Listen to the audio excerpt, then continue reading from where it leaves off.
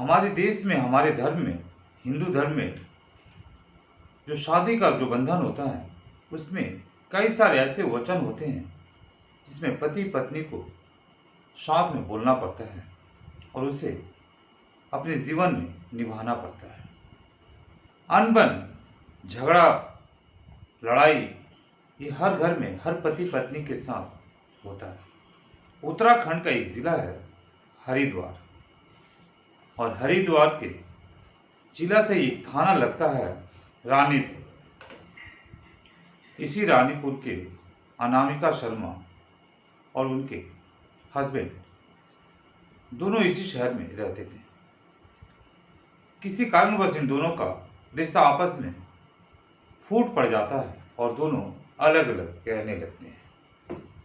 बेटी और बेटा दोनों अनामिका शर्मा के पति के साथ रहते हैं।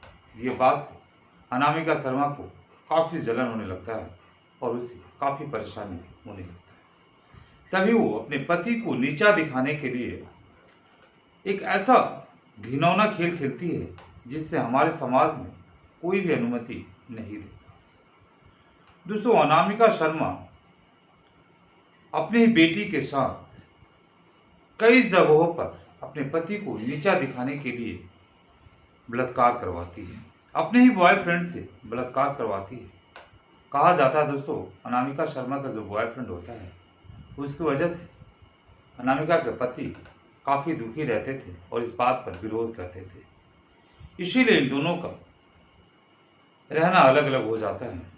लेकिन जो बच्चे होते हैं, जो लड़की और लड़का होता है, वो अनामिका के पति के साथ रहने लगते हैं। इस बात से अनामिका शर्मा को काफ़ी दिक्कत होने लगती है और जलन महसूस होने लगता है, क्योंकि बच्चा उनके पास रहना नहीं चाहता। तभी अनामिका शर्मा एक घिनौना खेल खेलने की प्लान बनाती है, और ये ऐसा घिनौना खेल है जिससे हमारे समाज में कोई भी अनुमति नहीं देता है। वह इस घिनौना खेल में अपने बॉयफ्रेंड को, जिसका नाम होता है सुमित पटवाल और इसका एक साथी, दोनों ही एक 13 वर्ष की लड़की के साथ कभी आगरा में, कभी हरिद्वार में और कभी वृंदावन में बलात्कार करते हैं। दोस्तों, ये लड़की कोई और नहीं, ये अनामिका शर्मा की महज 13 साल की नाबालिग बेटी रहती है। जी हाँ दोस्तों, अनामिका शर्मा की ही 13 साल की बेटी रहती है, जिससे अपने ही बेटी को अपने बॉयफ्रेंड के साथ और उसके दोस्तों के साथ कई जगहों पर बलात्कार करवाती है। और ऐसा भी खबर निकल के आ रहा दोस्तों, अपने बॉयफ्रेंड के अलावा भी कई लड़कों के साथ इसने अपनी बेटी का बलात्कार करवाया है। दोस्तों, ये खबर अखबार में कैसे छपती है, जब ये सब होने लगता है तब अनामिका शर्मा की बेटी कुछ दिनों के लिए अपने पिता के पास आ जाती है। और ये लड़की इतनी हंसमुख थी, इतनी चंचल थी, हमेशा खुश रहने वाली बच्ची होती है। अपने पिता के पास आने के बाद वो काफ़ी मायूस रहती थी और चुपचाप रहने लगी थी।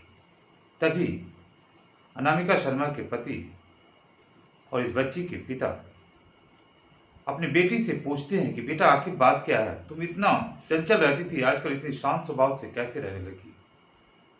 तभी वो बच्ची अपने साथ बीती घटना को रो रो कर अपने पिता को बताने लगती है। पिता जैसे इस बात को सुनने लगते हैं, मानो उनके पैर से जमीन ही खिसक गया हो।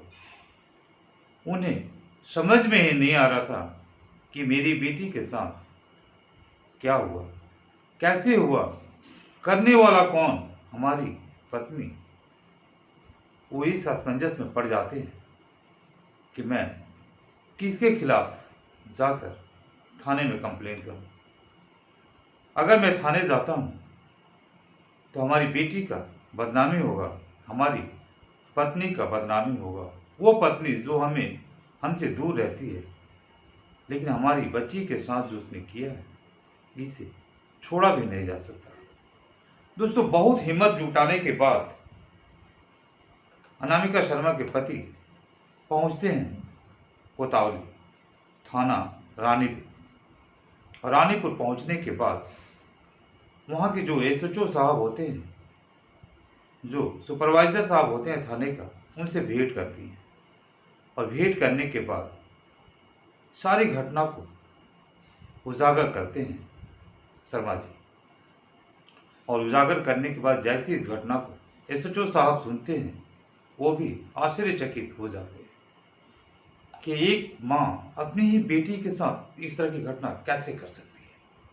वो तुरंत एफआईआर को दर्ज करते हैं और एफआईआर दर्ज करने के बाद वो पहुंचते हैं अनामिका शर्मा के घर, जहां पर अनामिका शर्मा को इसकी खबर मिल जाती है, इसकी भनक मिल जाती है और अनामिका शर्मा अपने घर से फरार हो जाती है।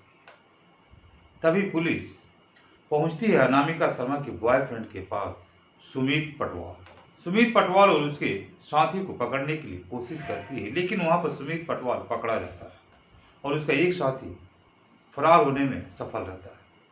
तभी सुमित पटवाल से सारी घटना का पूछताछ की जाती है, जहां सुमित पटवाल सारी बात को स्वीकार कर लेता है और वो सारी बात वो अनामिका शर्मा के ऊपर सारा इल्जाम लगा देता है।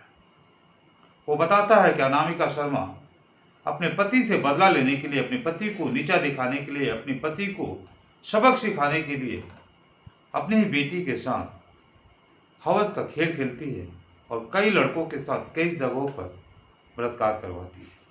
दोस्तों, ये अनामिका शर्मा बीजेपी के पार्टी में जिला अध्यक्ष रहती है और अपनी पावर का गलत मिसयूज करती हैं। इस कारण से बीजेपी के पार्टी अध्यक्ष इन्हें निलंबित भी कर दिया है। तो दोस्तों, क्या एक माँ ऐसी होती है जो अपनी ही पति को नीचा दिखाने के लिए अपनी बेटी के साथ सौदा करती है, अपनी बेटी के साथ बलात्कार कराती है, वो बेटी जो महज 13 वर्ष की नाबालिग है।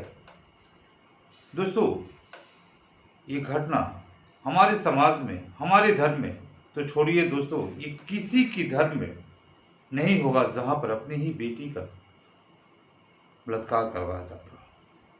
दोस्तों, इस अनामिका शर्मा को क्या सजा मिलना चाहिए, कानून क्या सजा देगा? बच्ची का मेडिकल टेस्ट हुआ और इसमें प्रूफ भी हुआ है। दोस्तों, इसी के साथ दोस्तों विदा चाहता हूँ। जय हिंद, जय भारत। फिर मिलते हैं अगले वीडियो में। नमस्कार।